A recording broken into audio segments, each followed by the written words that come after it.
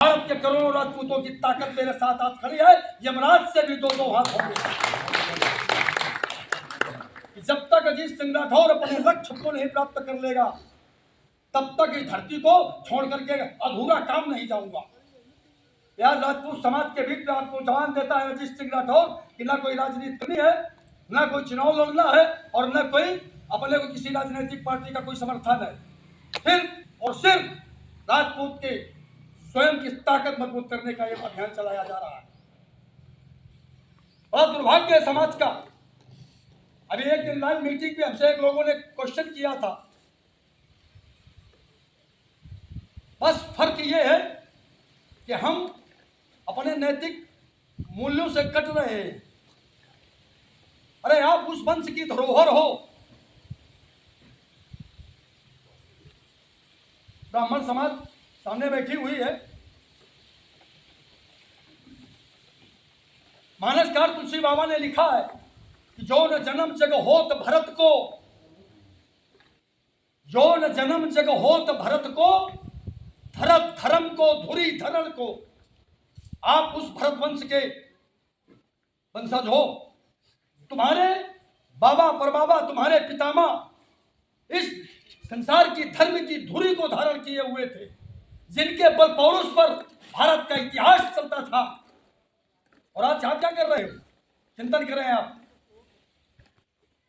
विचार करें। अभी चंद दिन पहले दशहरा मनाया पूरे भारत ने। क्यों? केवल 100 फीट की ऊंचाई का कागज का एक रावण बना करके पटाखा और आतशबाजी करके पिक्चर क्लोज। अरे कभी चिंतन करे क्षत्रिय समाज। राम और रावण का जो युद्ध सदियों से हम लोग पर्व मनाते चले आ रहे हैं, इन दो महानायकों के बीच का वैचारिक युद्ध था। ये वैचारिक युद्ध था। अगर आज हमारा समाज रावण की व्यवस्था पर अकंठ डूबा जा रहा है, तो फिर राम और रावण की विचारधारा में आप तुलना कर ले, तय कर ले आपको कहां जाना है और आपको क्या करना है। ये आपको तय करना होगा। अजीत सिंह राठौर किसी एक राजपूत के घर पे आकर के उसके आचरण का और उसके चरित्र का निर्माण नहीं कर पाएगा। ये तुम्हें तय करना होगा कि आज हमें अपने आने वाली अनगिनत पीढ़ियों को देना क्या है, क्या देना है। आप सब लोग तय करें। इस परिवार का जो डेवलपमेंट किया जा रहा है, उसके पीछे मैंने बता दिया कि कोई मकसद नहीं राजनीति का, कोई इच्छा शक्ति नहीं है विधायक और एमपी एमएलए बनने का। क्यों बने हम? सोचो जरा। हमारे क्षेत्र के जो विधायक हैं, इस क्षेत्र की तमाम जनता के सहयोग से वो विधायक बने, मगर आज आप में से किसी को उनसे मिलना हो तो 3 दिन तक आप परिक्रमा करेंगे, वो मिल नहीं सकते, नहीं मिल सकते। सत्य को कभी नकारा नहीं जा सकता। मगर आप अपनी ताकत ही को नहीं जानते हो तो गमछा कंधे में डाले 3 दिन तक उनकी परिक्रमा करते रहो। समरजीत को फोन करो, उनको फोन करो, और यही करते रहो। अरे इस गजनेर क्षेत्र की चौहानी केवल एकजुट हो जाए, पूरे सरवन खेड़ा, ये जो आपका कानपुर देहात है, यहाँ की ठुराई से हो जाए। अरे ये आंगा सांगा, ये देवेंद्र सिंह भोले, ये दुनिया के बाद भूल जाओ। जिस दिन कानपुर देहात का ठाकुर एकजुट खड़ा हो जाए तो तुम्हारे उत्तर प्रदेश के मुख्यमंत्री को यहाँ लैंड करना पड़ेगा, यहाँ लैंड करना पड़ेगा। उसकी औकात नहीं है जो तुम्हारी और तुम्हारी आवाज को दबा दे। भारत की सभी सरकारें तुम्हें उपेक्षित कर रही हैं। चिंतन करो क्यों? तुम्हारे घर के नाती, तुम्हारे भाई भतीजे 95% मार्क लेकर के, और इसके बाद गुड़गांव, दिल्ली, कलकत्ता, महाराष्ट्र में चौकीदारी और अन्य काम कर रहे हैं। क्यों?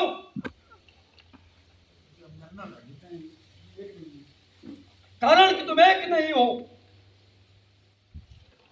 40% के मार्क लिए हुए, मैं व्यक्ति विशेष पर नहीं जाऊंगा, आप लोग समझदार हैं। 40% 60% के मार्क पाए हुए लोग डॉक्टर बने हैं, जो ऑपरेशन करते वक्त कैंची अंदर भूल जाते हैं और टाका लगा देते हैं। क्यों? तुम्हारी कमजोरी का फायदा भारत की सरकारें उठा रही हैं। उन्हें पता है बोले कौन है भाई? बोले ये तो भदौरिया हैं। तो बोले भाई तोमर साहब क्यों जाएंगे मदद पे? अच्छा बोले भाई संगठन का नेतृत्व तो कौन कर रहा है? बोले राठौर। तो बोले कहा हम थे बड़े लंबरदार, हम चौहान हैं। क्यों जाएंगे भाई चौहान साहब? समस्या सुरसा की तरह मुंबई इसलिए खड़ी है, तुम दुनिया के आज भी सबसे श्रेष्ठतम बलिष्ठ व्यक्ति हो, आज भी तुम्हारे अंदर वो सामर्थ्य है कि तुम पूरे भारत का नेतृत्व करने का मादा रखते हो, लेकिन तुम हो गया भूले हुए हनुमान। सामर्थ्य को, ताकत को भूले हुए हनुमान हो। अब तुम्हें सिर्फ अपनी सामर्थ्य का मूल्यांकन करने की आवश्यकता है।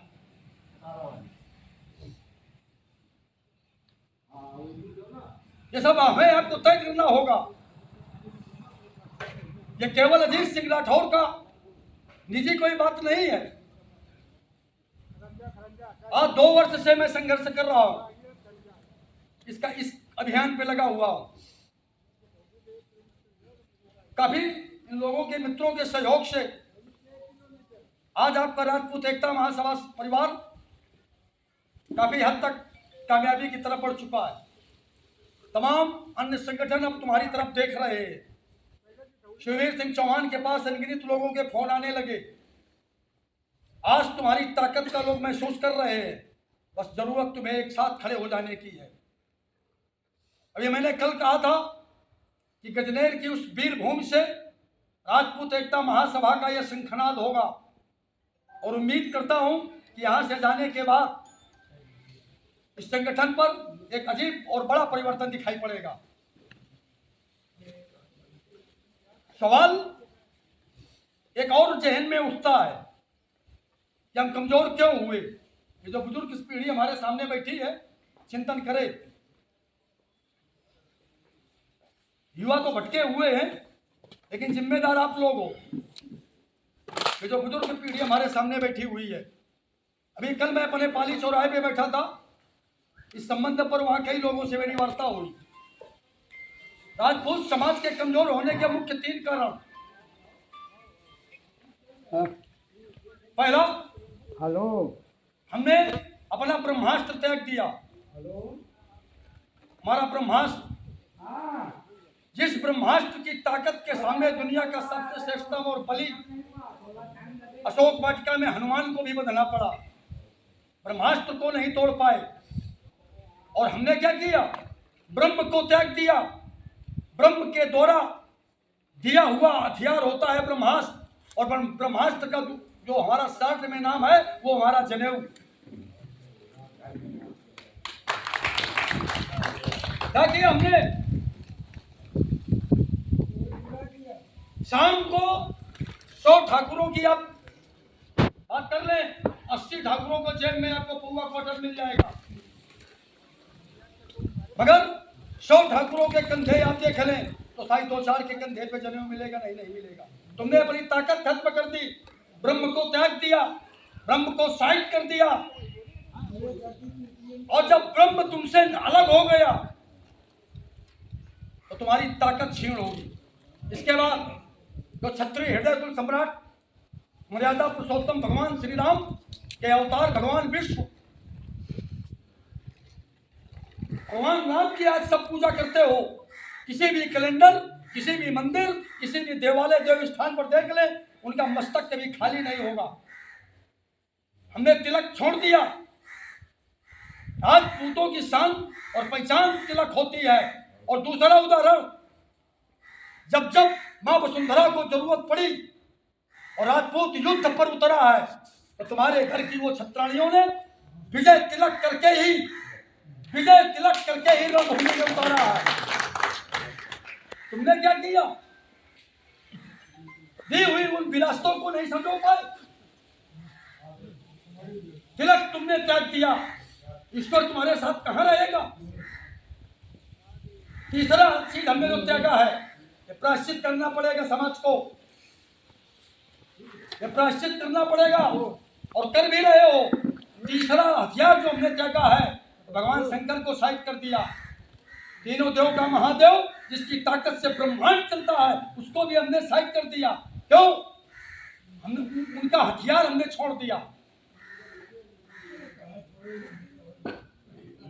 तुम्हारा आदर्श राम भी वनवास गया मगर हथियार नहीं छोड़ा। तुम्हारे आदर्श धर्मराज युधिष्ठिर वो भी वनवास गए मगर उन्होंने हथियार नहीं छोड़ा। तुम क्या कर रहे हो? 1.5 लाख का मोबाइल हाथ में होगा मगर 1 लाख का रिवॉल्वर घर पर नहीं होगा। 2 करोड़ की गाड़ी की शानो शौकत बताएंगे मगर घर की अस्मिता, परिवार की हिफाजत और धर्म की रक्षा के लिए 1 लाख का रिवॉल्वर नहीं लेंगे। कल जब ये आतताई हमला करेंगे तुम्हारे ऊपर भारी पड़ेंगे तो तुम्हारे घर में लाठियां तक नहीं है। कर लेना आत्मरक्षा और तुम्हारी आंख के सामने तुम्हारी बहु बेटियों का रेप और बलात्कार होगा। सोचने का विषय बता रहा हूं। गाड़ी 1 कम खरीदो, कमरे 2 कम बनवाओ मगर स्वयं के परिवार और अस्मिता की रक्षा के लिए अपने धर्म को जरूर अपनाओ। नहीं कर सकते हो वो आपकी मर्जी। कल कोई किसी को दोष नहीं दे सकता है। और सबसे पहला जो हमने पतन का मुख्य कारण है वो 3 चीजें। अब अंतिम बात मैं आप लोगों से कहना चाहूंगा, इस मां वसुंधरा का गौरव कि 3 सजावट देश को, 3 सजावट देश को, अरे सती संत रसूल। अब आप लोग तय कर लें कि 3 सजावट देश को, अरे सती संत रसूल और 3 लजावत देश को, कायर कपटी कूल। अब यह हमें तय करना है कि हम अपने बाप बाबाओं के स्वाभिमान को लेकर के, इसी सती के गर्भ से जन्म लेकर के या तो इस सृष्टि का संत और या तो सूर बन करके मृत्यु को प्राप्त होंगे। और बाकी 3 जो शब्द हमने लास्ट में कहे हैं उसके विषय में कुछ नहीं कहना चाहूंगा। यह हमें तय करना होगा। ये प्रत्येक व्यक्ति का स्वयं का निर्णय होता है। इस मां वसुंधरा की गोद पे जन्म लेता हुआ प्रत्येक व्यक्ति भाग्य लेकर के सभी पैदा होते हैं। ऐसा कोई आदमी नहीं पैदा हुआ जो अभागा पैदा हो, मगर भाग्य को सौभाग्य में बदलना तुम्हें तुम्हारे कर्मों पर निर्भर करता है। 1947 की जंग अंग्रेजों की बर्बरता पर जब देश टकरा हुआ था, वो 18, 20, 22 साल का युवा चंद्रशेखर आजाद, क्या उसको किसी ने कर्जा दे रखा था? लेकिन उसने अपनी मातृभूमि में जन्म लेने का ऋण उसने उतारा। अभी मैंने चर्चा में कहा था कि मां वसुंधरा का ऋण कौन उतारेगा? इस मां वसुंधरा का ऋण वो बदरका का सूरमा चंद्रशेखर आजाद ने प्रयागराज के एलिफेंट पार्क पर आखिरी गोली अपने प्राणों की आहुति देकर के इस मां वसुंधरा की गोद पे सो गया, उसने एक उतारा। 19 साल का खुदीराम बोस हिंदुस्तान की तमाम आवाम के लिए फांसी का फंदा चुमा है, उसने इस मां वसुंधरा का कर्ज उतारा है। हम आप क्या करेंगे?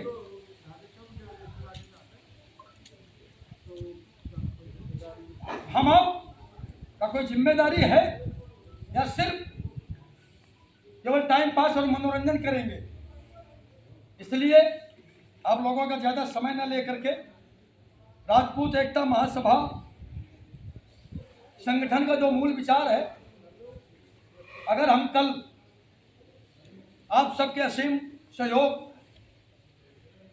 भारत के राजपूताने की अगर ताकत के साथ राजपूत एकता महासभा मजबूत होता है, तो अभी जैसा कि हमारे संरक्षक जी ने आप लोगों को बताया कि जो अपने इस संगठन का बाइलाज बना हुआ है, यानी जो अपना नियमावली है, उसे आप सब लोग पढ़ सकते हैं। समझ सकते हैं। कल अगर संगठन या परिवार ताकतवर होता है तो तमाम बिंदुओं पर ये परिवार काम करने के लिए कटिबद्ध है, जिसमें अपने जो सबसे बड़ी समस्या हमारे समाज में है उसमें आप सबको जागरूक होना पड़ेगा। आज चाहे जिस गांव में आप चले जाएं, एक ट्राली लड़का आपको मिलेगा जिसकी शादी से वंचित है। किसी भी गांव में चले जाओ ठाकुरों के, क्यों? अभी आप लोग नारा सुन रहे हो, अखिलेश और लालू के लड़के एक नारा देते हैं कि जनगणना कराई जाए, जिसकी जितनी संख्या भारी उसकी उतनी हिस्सेदारी, दे रहे नारा। आप लोग सुन रहे होंगे, क्या करोगे आप लोग? बैठे रहो, तमाशा देखो आप लोग। कल वो इस राष्ट्र का नेतृत्व तो करेंगे, हम आप उनके पीछे चलने के लिए बाध्य होंगे। कारण तुम संख्या में कम हो। कम क्यों हो? क्योंकि इस देश के लिए जब जब जरूरत पड़ी तो तुम और तुम्हारे पुरखों ने संख्या की काउंटिंग नहीं की। 20-20, 22-22 साल के जवानों ने अपने प्राणों की आहुति मां वसुंधरा के लिए दे दिया। संख्या में तुम कम इसलिए हो, मगर अब अगर इस व्यवस्था पर आप लोगों ने विचार नहीं किया और क्षत्रिय समाज का यह अभियान अगर तेजी से नहीं चला तो करोड़ों राजपूत शादी से वंचित रह जाएगा। क्या होगा आपका? इस विषय पर समाज को चिंतन करना चाहिए। एक दूसरे के साथ सहयोगात्मक भाव से खड़ा होना पड़ेगा। हर व्यक्ति को दो व्यवस्थाओं को लॉन्च करना पड़ता है। हर घर में बेटे हैं तो हर घर में बेटियां हैं। इस काम के लिए हर आदमी को बड़ा दिल रख करके आगे बढ़ना पड़ेगा। माना कि समरजीत सिंह तुम्हारे क्षेत्र के बड़े उद्योगपति और धनवान हो सकते हैं, माना कि इनके पास कई गाड़ियां हो सकती है, मैं नहीं जानता इनकी विषय का पृष्ठभूमि। एक एग्जाम्पल की बात कर रहा हूं, डायरेक्ट इनको इंडिकेट नहीं कर रहा, मगर समरजीत सिंह चौहान को यह बड़ा दिल रखना होगा कि अगर इनके घर में बेटा है शादी करने के लिए, भारत की धरती से कोई भी राजपूत अगर शादी करने का अग्रसर है, अगर वो परिवार की बेटी इनके परिवार के योग्य दिख रही है तो इनको समरजीत सिंह जी को अपनी हैसियत का मूल्यांकन करके उस राजपूत परिवार की जमीन को गिरवी रखवाना, उस घर की मां के जेवर को किसी दुकान पर रखवा देना या रिश्तेदारों के कर्ज में आकंठ डुबा देना, ये राजपूताना का कोई धर्म नहीं होता है। इस तरफ भारत के एक राजपूत को बड़ा दिल रख करके आगे बढ़ना पड़ेगा। अगर कोई परिवार संभ्रांत परिवार आगे बढ़ के आता है किसी भी भाई के द्वारा कि समरजीत भाई आपका बेटा भतीजा है, ये परिवार फला जगह का है, बहुत संभ्रांत और शिष्ट है, लड़की पढ़ी लिखी है, अगर इनके समझ में ये बात आती है तो इनको दहेज के अगेंस्ट जाकर के इनको बड़ा दिल रख करके आगे आना चाहिए। कोई बात नहीं, ईश्वर ने हमें सब कुछ दिया है। तुम्हारे द्वारा दी हुई दौलत से हम बहुत बड़ा डेवलप नहीं कर पाएंगे जब तक एक एक व्यक्ति ये साहस करके आगे नहीं बढ़ेगा। तुम कभी असली मकसद को नहीं प्राप्त कर पाओगे। पहला। दूसरा आपको काम करना होगा, अगर कोई भी राजपूत नौकरी व्यापार किसी भी क्षेत्र में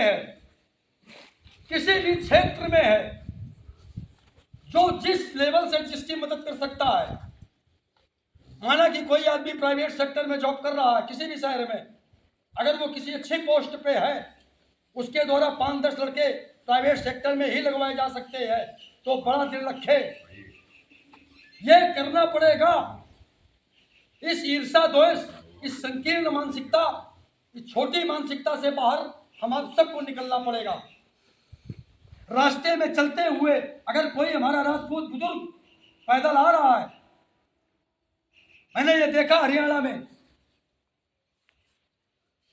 कि अगर गाड़ी से वो कोई आदमी निकल रहा है, अगर उनको दिख जाए कि हमारे गांव के बुजुर्ग जा रहे हैं तो गाड़ी रोक के वो बैठाते हैं। वो ये नहीं देखते कि इनका कुर्ता फटा हुआ है या इनके कुर्ते में मिट्टी लगी हुई है।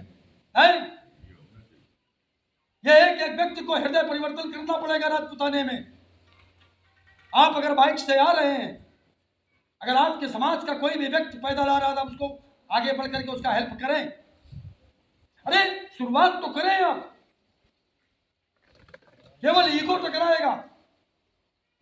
इन छोटे छोटे बिंदुओं पर अगर समाज विचार नहीं करता तो कोई फायदा नहीं होगा। यह सिर्फ नौटंकी होगी और यह सिर्फ दिखावा होगा।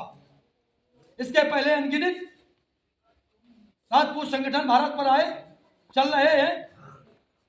मैंने शिववीर सिंह से कहा था कि इस राजपूत एकता महासभा का जब भी कहीं कार्यक्रम हो, कोई दिखावा करने की आवश्यकता नहीं है।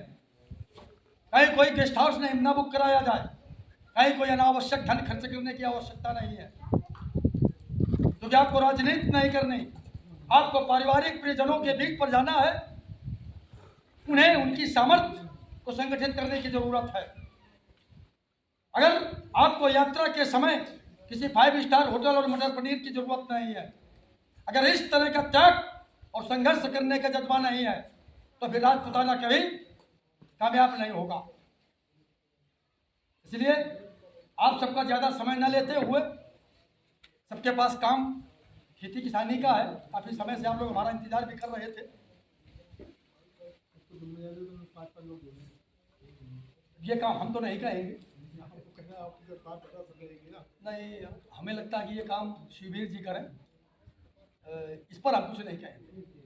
मैंने भी कहा है कि हर व्यक्ति को अपने कर्तव्य बोध से चिंतन करना पड़ेगा। या यूं कह दें हम, जैसा कि हमारे मंडल अध्यक्ष जी इशारा कर रहे हैं, वो शब्द तो हम नहीं कहेंगे, मगर यूं जरूर कहूंगा कि एक राजपूत, आपका ये परिवार का एक बेटा, एक भाई, ये बुजुर्गों का नाती निकल पड़ा है इस भारत की धरती पर। एक एक राजपूत के दरवाजे अपना गमछा फैलाए हुए, भीख, मदद, हेल्प, जो भी आप लोगों को लगे, जिस रिश्ते से इस राजपूत एकता महासभा के परिवार को मजबूत करने के लिए आप सब लोग यहाँ से जाने के बाद चिंतन करें और सभी लोग इस परिवार को मजबूत करने में अपना समय और सहयोग दें। जय श्री राम, जय मां भवानी, जय